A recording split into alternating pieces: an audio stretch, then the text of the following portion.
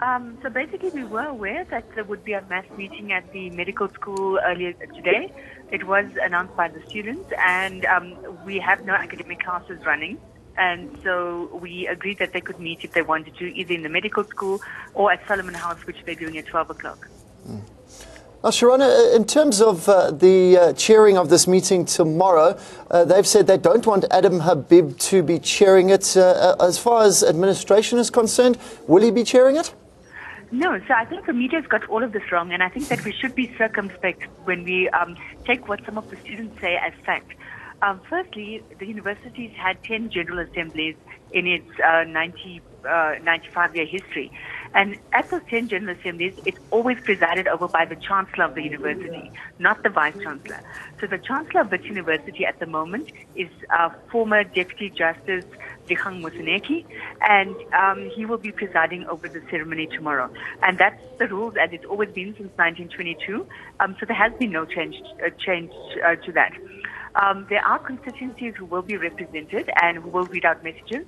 That would come from Representative Council, Senate, the university's forum, the SRC, and a few other constituencies. But basically, the Vice Chancellor, Professor Adam Habib, is just one speaker out of many tomorrow. Well, Shirona, in addition to fees falling and Wits reopening, what other issues will be tabled on the agenda tomorrow? Well, it's not an agenda or a meeting or such, and it's not a meeting where things are debated.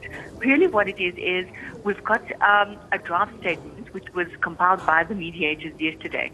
That's being workshopped in different constituencies today. So the students are looking at it, staff are looking at it. There's a meeting of Senate right now where academics will look at the statement. Council will look at it. They'll all give their comments, and they'll all come to a common resolution before the General Assembly. At the General Assembly, the final resolution will be read out, following messages by representatives from different constituencies. After that, the ceremony itself is about an hour long or so. Following that, the General Assembly and the various representatives will then decide on a way forward for the university, and will decide on what further action to take to make this a national issue or to take it to a national level. Are you confident, Shirona, that the university will be able to reopen on Monday as scheduled, or do you think there might be further delays? Well, we are hopeful. That's part of the agreement, and that's what we agreed to with the mediators. We are keeping to our side of the deal, and the students are obviously keeping to their side for now. If anything changes, we then have to make other decisions. But at this stage, we are confident that we are on track to open on Monday. Shirona, I've got in front of me this University Pledge on Access to Higher Education. It's a declaration by the Chancellor. I guess this is for tomorrow, if I'm correct. Just take us through what this pledge is. It starts obviously with the university holds general assemblies at crucial times in South African history, and you gathered there today in order to present a united university position on the aim of resolving South Africa's ongoing higher education crisis. What other sort of comments have you made in this document? So basically that's a draft document, and I don't want to go into the details of that document because, as I said, it's a draft document circulated by the mediators. It has obviously been leaked by one of the lecturers at Wits and put on social media. However, it's a draft document. It basically is focused on the issue of access to quality higher education, and right now all the different constituencies within the university are now workshopping this.